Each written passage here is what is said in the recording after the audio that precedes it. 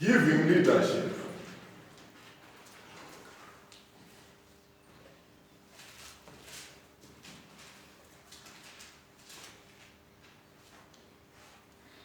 We have a chief back home.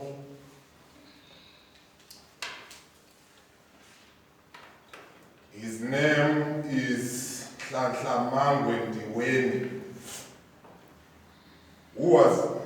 who was a chief in the Davazinduna area. Got involved or crossed the paths of those in power and lost his position. Now he's based in the UK. And one of the reasons that has been given to why he lost his position is that because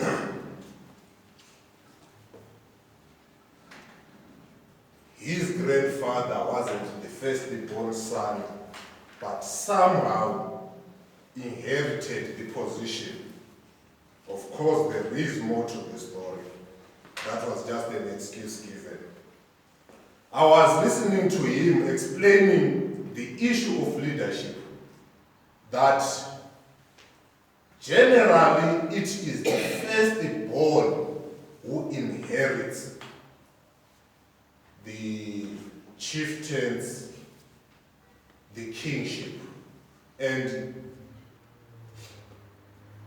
particularly in the African culture, it is the firstborn who inherits a lot of stuff.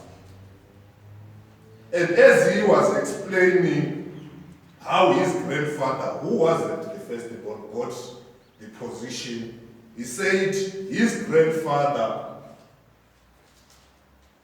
was still a small boy when the elders of the Ndiweni clan decided to enthrone him as the king. But when they did that, the firstborn was still there. The problem they had with the firstborn is that even though he was the one who was supposed to take over, his character didn't match a king. He was very known for doing all the bad things. And because of that, they decided to go and fetch a young school kid and enthrone him as a chief in his position. And it's not only his clan that has done that. It's a precedent that has been set in many other clans. The Ndiweni are part of the Greater Tambo clan, from the Amangwe clan, the one that we have here in South Africa. And throughout that clan, there's been a history whereby even though the firstborn was supposed to inherit the kingdom, it was taken away from the firstborn because of their character. Looking way further, we have popular kings like Mzilikazi. We have popular kings like Lamula, who they themselves were not firstborn sons, but were given the position over the firstborn sons because of their character. As we get into the issue of leadership, I want us to bear in mind that leadership, it's a gift. And it's a gift that you are given not to keep for yourself. It is a gift that you are given so that you give out. I know among us, some would say that they are not the pastors, they are not the elders or the deacons. Maybe they are spared from the issue of leadership. And as we go on, I hope we will clarify that all of us are called into leadership in our different ways. And we have to give that gift that we have received. And the thing about giving is that you can't give something that you don't have. Leadership in general, there are 3 levels that I would like to talk about today, or 3 types of leadership that I would like to talk about. Firstly, it's what we basically call natural leadership. And in most cases, this could be maybe from your DNA or from your plus your upbringing, maybe from the family that you come from. Because sometimes you listen to some of the leaders who are leading big corporations, who are leading big companies, and you wonder, how did this person end up being a leader? Only to understand it's because of his family, it's because of his upbringing that he was positioned, that positioned him to the position that he is in today. Natural leadership is normally what we see in the society. It's what we see in companies, it's what we see in politics, it's what we see in sports. That's natural leadership. Unfortunately for natural leadership, in most cases, it is not influenced by, or directed by, or led by the Spirit of God. In natural leadership, yes, we have great leaders who have achieved and did great things in this world. And also, in natural leadership, we have the Hitlers, the Mussolinis, and all those bad leaders. Then we have kingdom or biblical leadership. This is the leadership that comes when we receive Christ in our lives. And Paul simply puts it in this way that follow my example as I follow the example of Christ.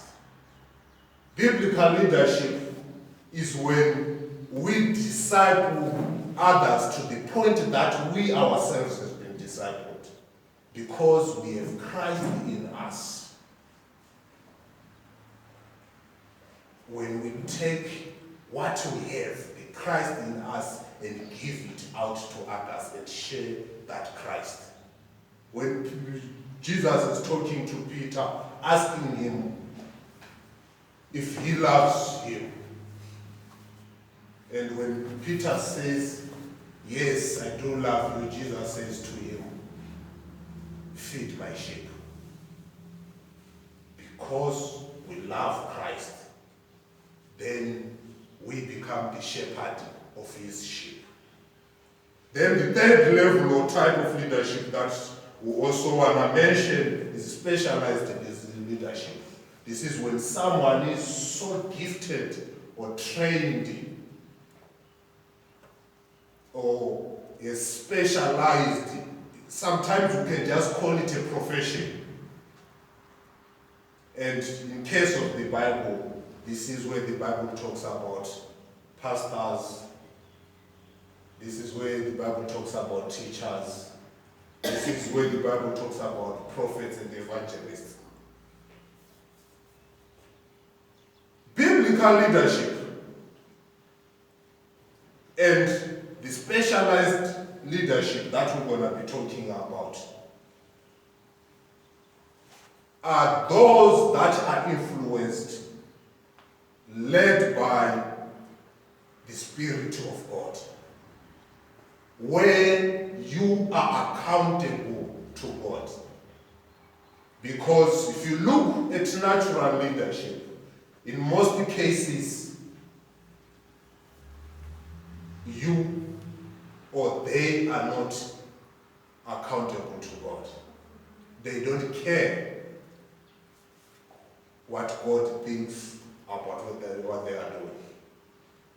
This is where, in most cases, they say the end justifies the means.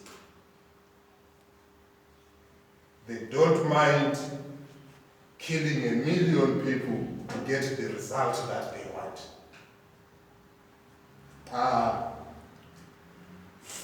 One of my favorite foreign ministers is the Russian foreign minister, Lavrov. He was being asked about the Ukraine war. How does that make him feel as a Russian, seeing war in Europe, in a civilized continent? And his response was, if you can't sleep because of the war that is happening in Europe, I have an advice that will make you feel better. And the advice is, I want you to think of Ukraine as an African country. Imagine Ukraine as Libya, or imagine Ukraine as Iraq, and Russia as America. Because with that mentality, you'll be fine. Because they, the Americans, sometimes, if not all the times, as a leader, as they claim to be, they also get involved in these issues where they say the result, the outcome justifies the means. That is natural leadership for us. Everyone is a leader. There is this story told about a small boy by the name Bobby, who said, love will find you even if you are not looking for it. And same applies to leadership. We have those who have positions that they have applied for. Some have been voted for, paying jobs, some have a contract. But amongst us, we also have grandmothers who have a lifetime contract with no pay, who are providing a leadership role to their young grandkids.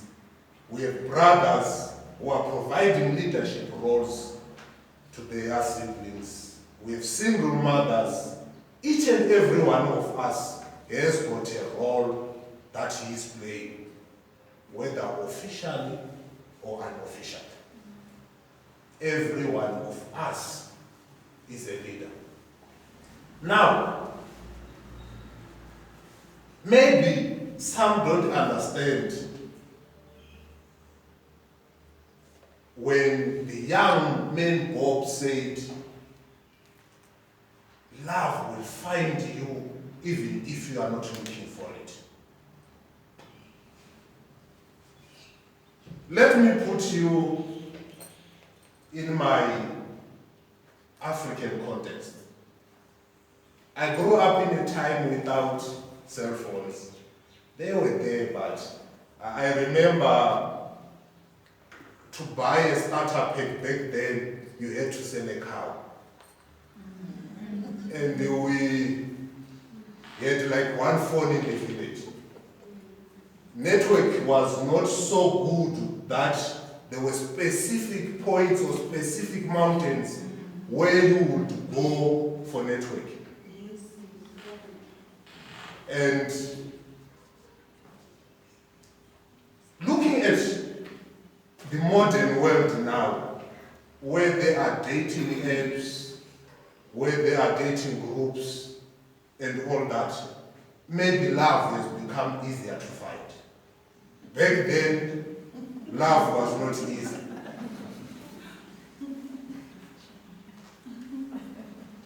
And it was more of the responsibility of uncles and aunties to find love for you when you were not looking for it. Now, I have a sister. And if it happens that I was walking with my sister from wherever we could be coming from, and we happen to meet a guy on the way, and he speaks to my sister or holds my sister, I will cry. That's the first thing. The second thing, I would walk fast so that I leave them behind. As soon as I turn the corner, I will take off my shoes and run home. A kilometer away from home, I would start crying from the highest volume of my voice.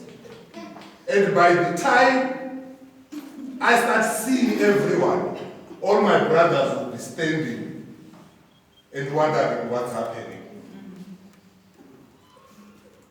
And I won't even have to get home. They will meet me on my way and we go back there.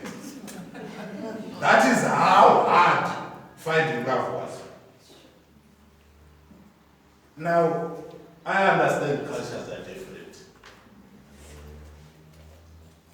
If African brothers find you speaking to their sister, whether you are discussing verses or whatever, you won't have time to explain.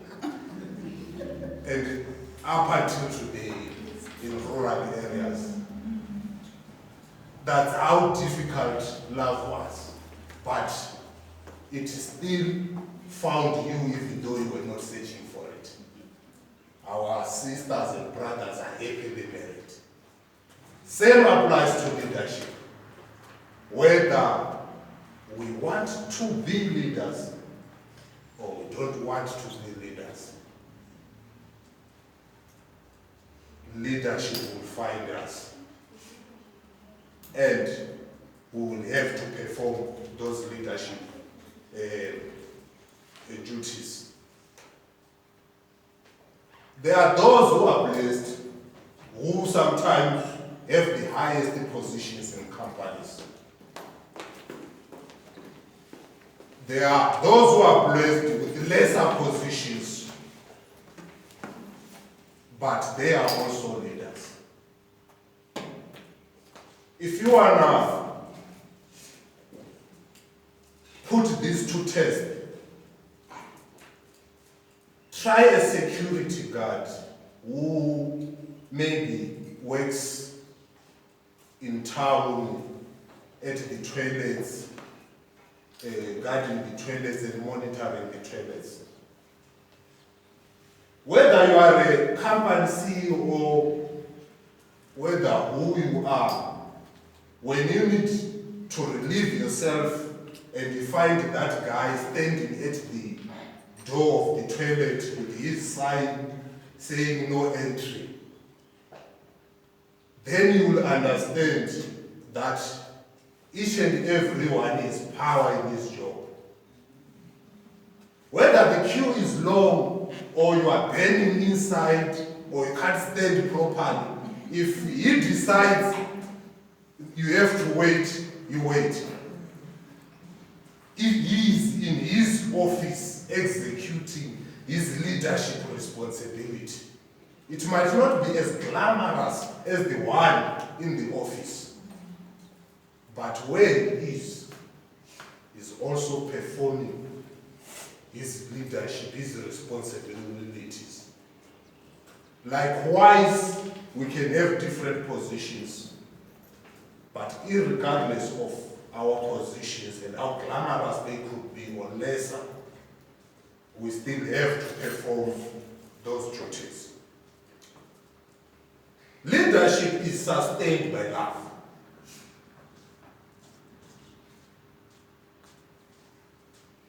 Kingdom leadership is sustained by love. We have men who are doing the most dangerous work in the world, taking risks just to provide for their families. Some are braving this cold, working outside. We have women who sometimes do men's jobs or work more than one job to provide for their family.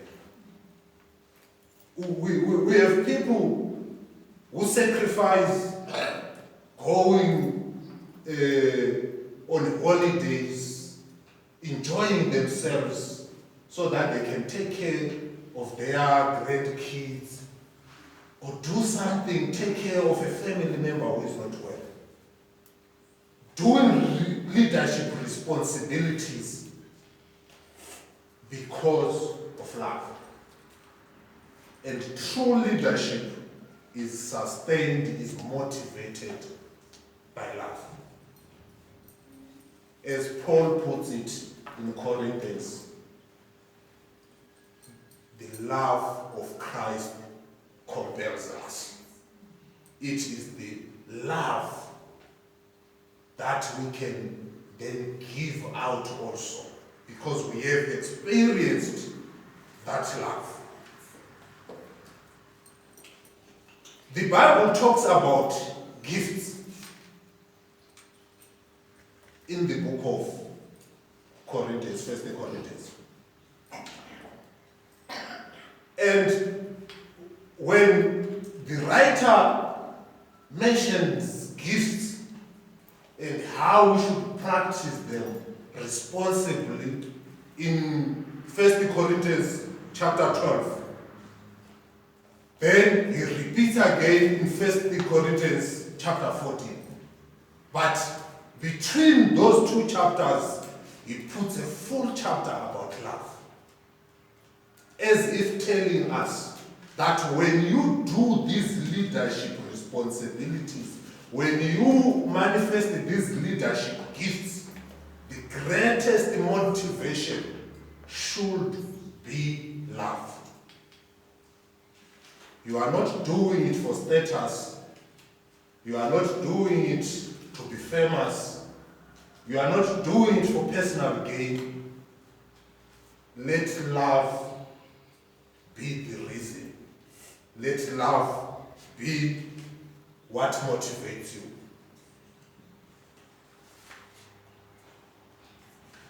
Leadership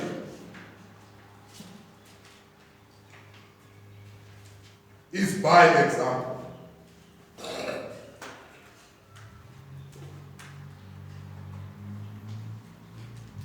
One thing that we can all agree is that people understand better, learn better, accept better when you practice what you preach. Same applies to leadership. Let's go into the book of Timothy. 1 Timothy chapter 3.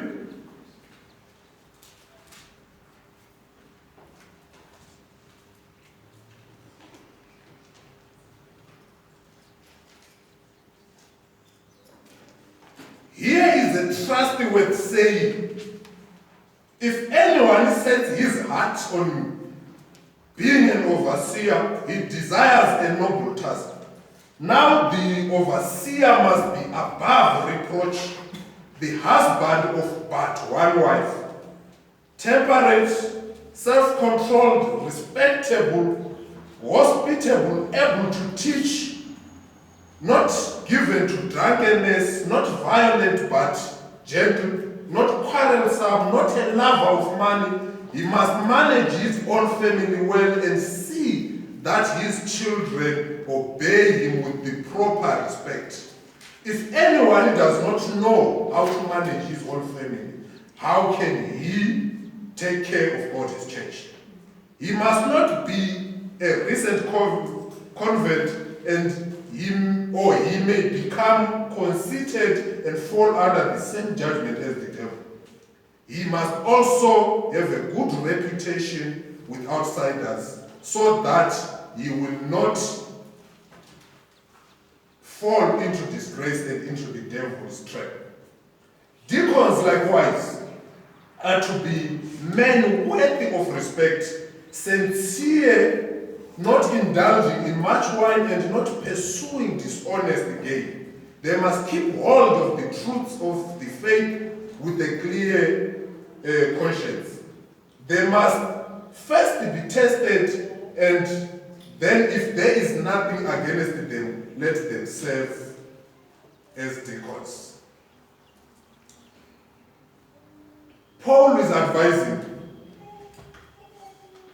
Timothy on leadership. And one thing that is obvious is the issue of character before charisma. How many qualities does Paul mention that we should look at when choosing a leader or when becoming one? Out of the 13 or 14 qualities that he mentions, there is only one that I can say is an odd one out.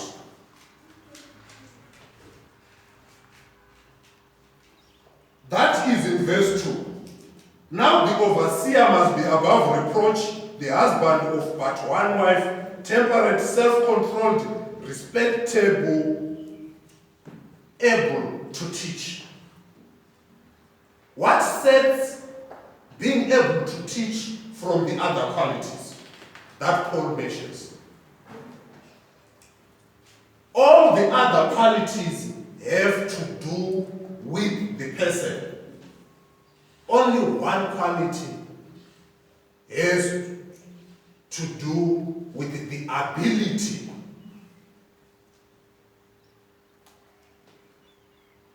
Normally as churches or as people, when selecting leaders, we look at the ability, not the quality of the person. What makes character more important than the ability or the gift?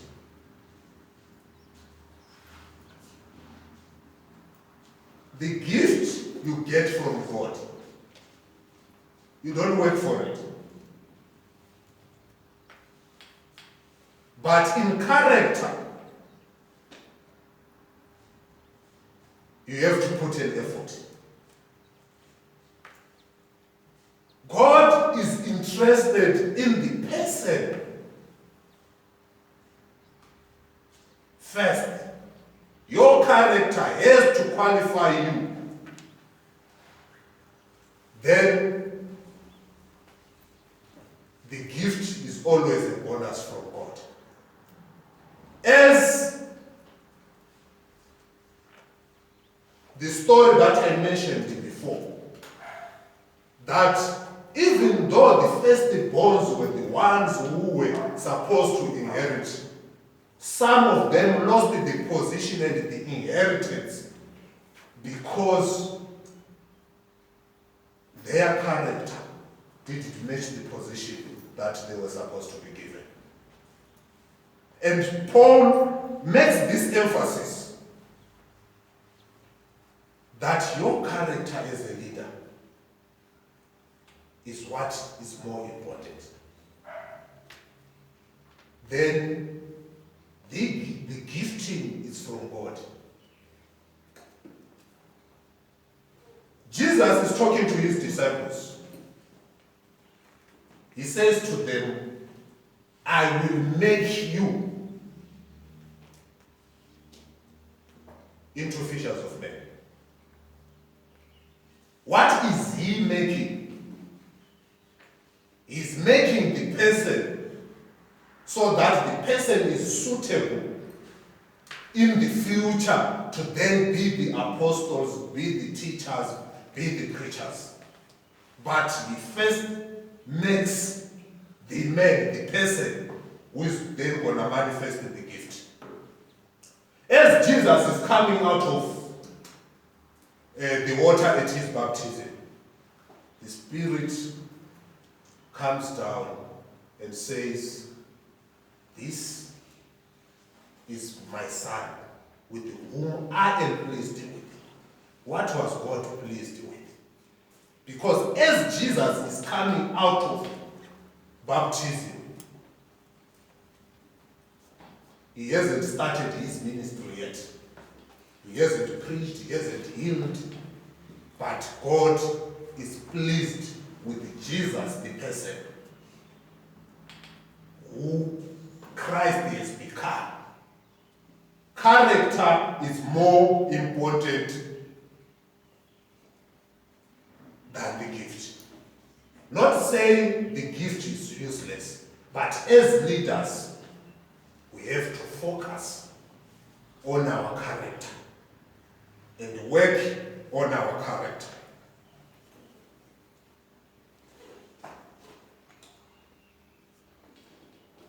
The simplest definition that I found about character is that character is who you are when no one is looking.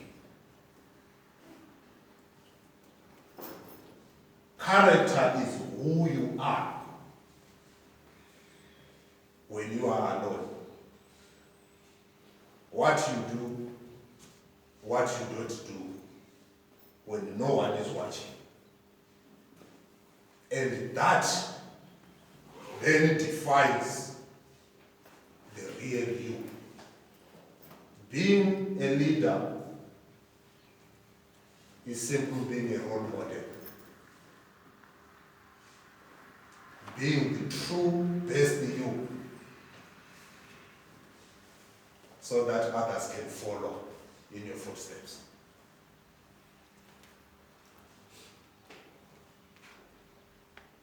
When talking about leadership, the biggest role in leadership that we can all engage is in self-leadership.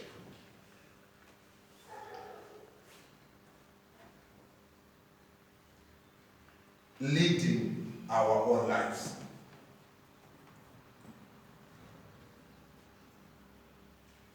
We talked about giving leadership. And for us to give leadership, we must have this leadership that we're talking about. And the first place that we practice it is in our own lives. We must manage self-leadership. If you don't have a position anyway,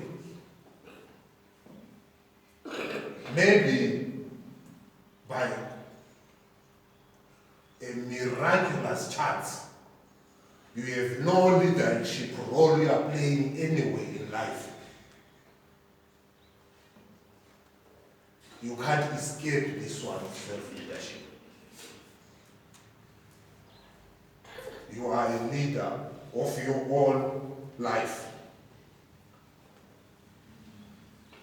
There is a quote by the Greek philosopher Socrates that says, "He who would move the world must move himself first." Before you can imagine or think of making a difference out there, you have to make the difference in your own life first. The first person to lead is yourself. Then in the book of Proverbs, chapter 16, verse 32. He who rules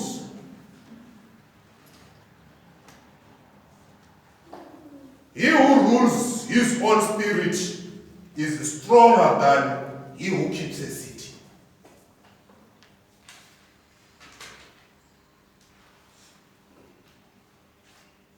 In 2023, when I took a leave and went home,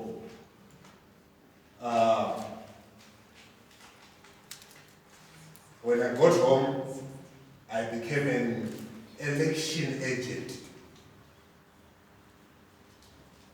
for my favorite candidate in the politics. And before the elections, there was a training by the government electoral committee on how agents should behave, how you monitor the elections and everything. But besides that, opposition political parties also organized their own training for the polling agents.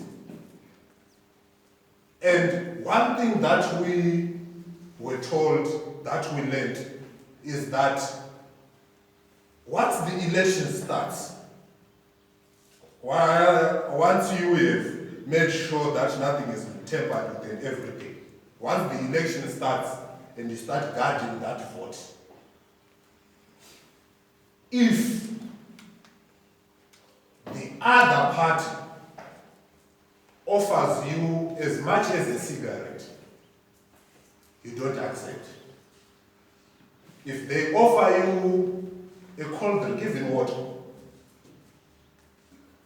you don't accept. Even if it's lunch time and they bring extra food, you rather starve for the whole day guarding your votes. Because the moment they take you around the corner for a cigarette, you have costed the whole country. The moment they say, man, we have enough food, we have more than enough, join us for a meal, someone is winning in those seconds. Then Proverbs says, he who rules his own spirit is stronger than he who keeps a city. This is self-leadership. By controlling your lust for a cigarette, by controlling your hunger and waiting a few more hours till your own team brings you food, or they don't bring it all, you make sure the right candidate wins. As people, we are with certain levels of who we are. There are certain levels of us that people see, and certain levels that no one can see. Some are visible, some are not.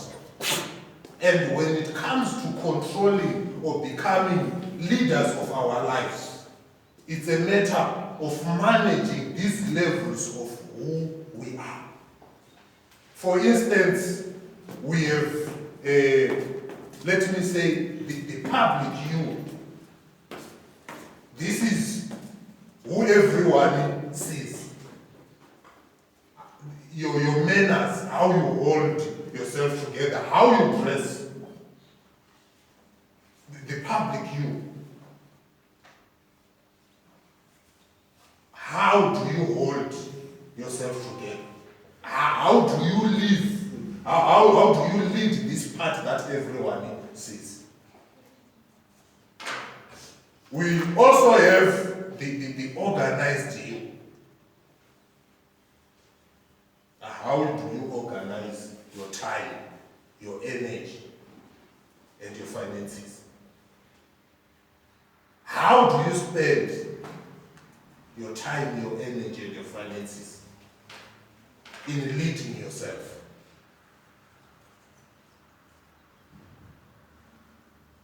Then we have the intelligent you, your attitude, or what motivates your behavior. Sometimes when we speak, this is where people get to know us.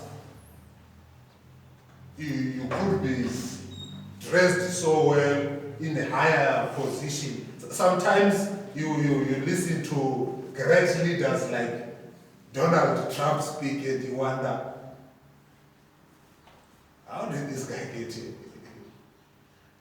I was listening the other day when a reporter was asking him about the Declaration of Independence in the White House. Well, asking him, what does this mean? And he was like, this is a great paper that our forefathers left for us. They wanted us to make America great. And who wrote it? And he was like, our forefathers. And he's the American president for the second term.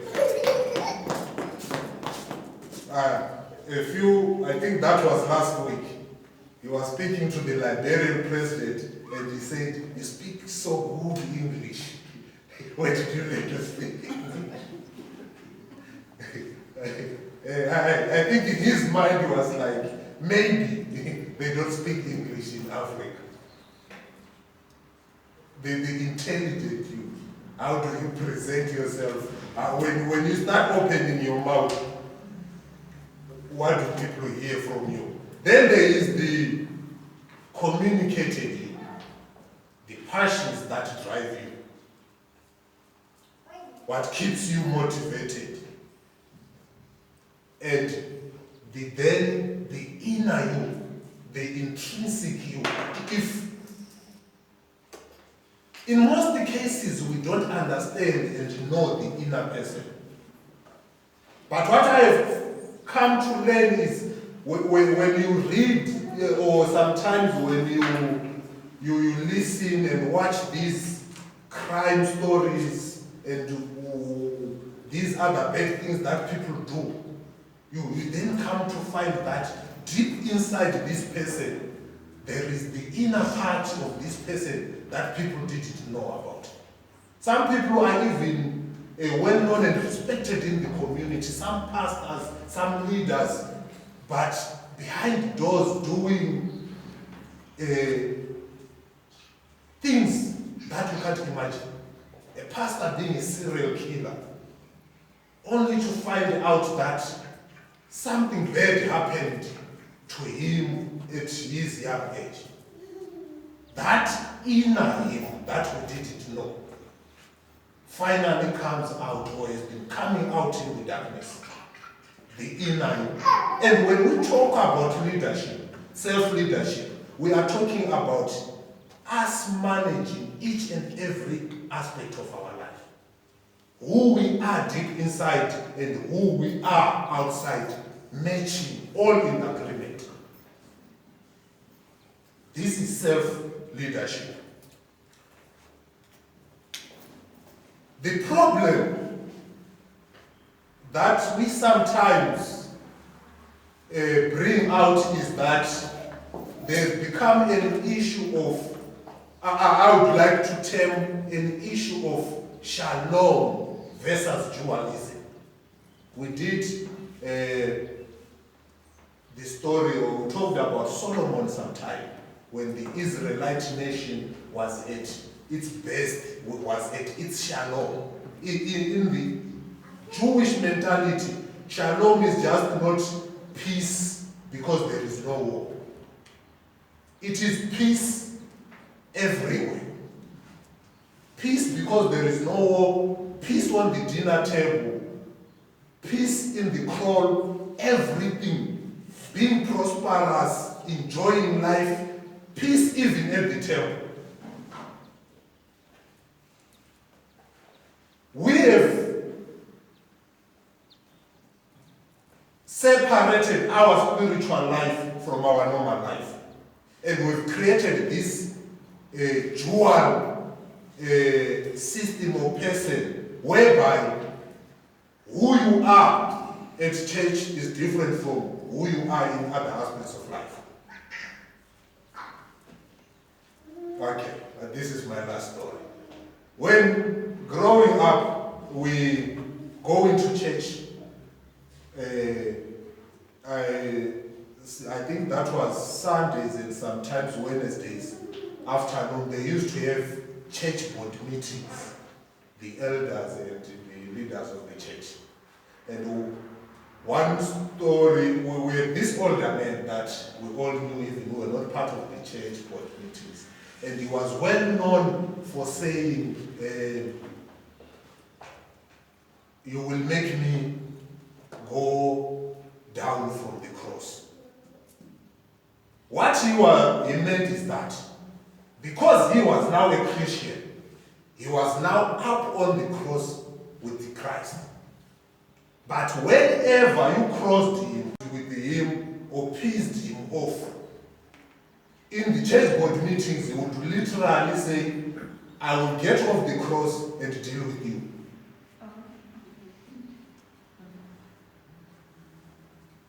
To him, it was more like two different lives. There is this life that he lives with Christ on the cross. But when the circumstance or the opportunity arises, he will come down the cross, deal with you, and then go up the cross again and live with Christ. And you are so well known for that saying.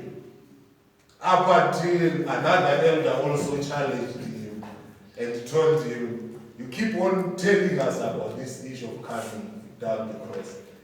Remember, there were 3 crosses on that mountain. Which one are you exactly on? So we grew up knowing this man that he can come down, fix things, and go up. He had 2 lives.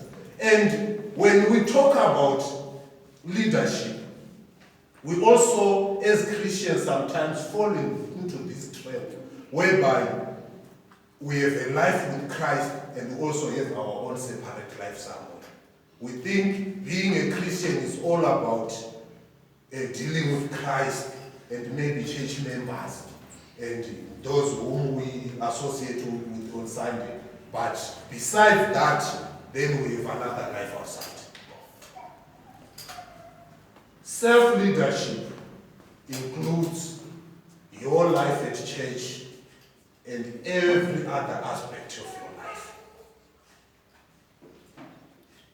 There are a few things that I wrote down that as we look into self-leadership, these are some of the things that we have to try and manage and balance out to have, can't say the perfect, but to work on our self-leadership. There is, I noted down 8 things. I believe you could add some. The list is not exhaustive.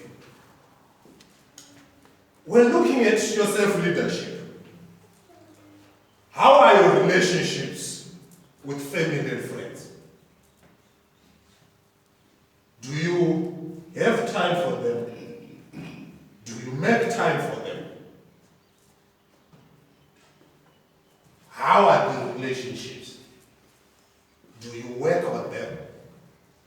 We know that no family is perfect, including the ones that we don't like so much. What efforts are we doing to them? They might not be church members, but that is also part of you, who you are. That is also part of the leadership role that you are playing in your life. How about your physical environment, where you are? Because your physical environment influences a lot of things. Is that where you want to be? your career, your finance.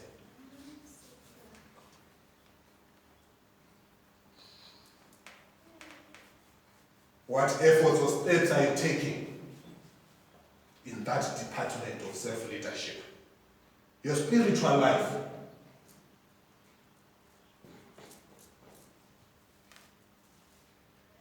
How committed are you? And in all these things, we know the ups and downs. We know what needs to be improved. We know what we have to work on. Your health and well-being. Oh, yes, we pray for our health. But what more are you doing about your health? To keep fit, to keep healthy. Even our pastor prays for us when we are sick. He still has time to do park runs.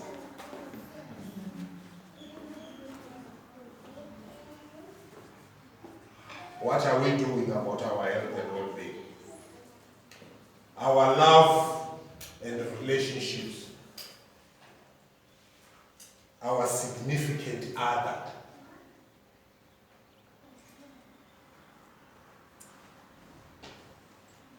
Our social life. Just because we are Christians doesn't mean we are not supposed to have fun.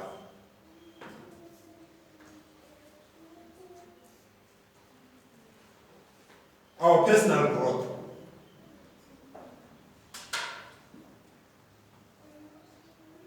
Are we growing or are we stuck at the same point? Are we learning new things? Are we improving our knowledge?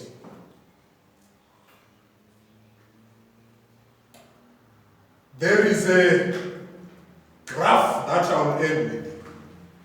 A diagram, sort of